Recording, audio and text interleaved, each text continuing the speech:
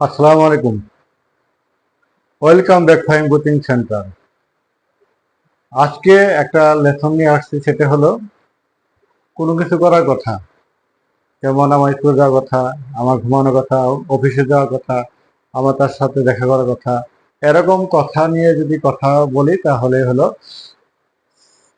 Suppose to. এটাই হলো modal auxiliary verb. Suppose to হলো কথা। যেমন আমার তার সাথে দেখা করার কথা, I am suppose to meet with him. আমার তার সাথে স্কুলে যাওয়ার কথা, I am suppose to go to school with him. আমার তার সাথে ঢাকা যাওয়ার কথা, I am suppose to go to Dhaka with him. আমার বড় ভাইয়ের সাথে আমার বাজারে যাওয়ার কথা, I am suppose to go to market with my elder brother.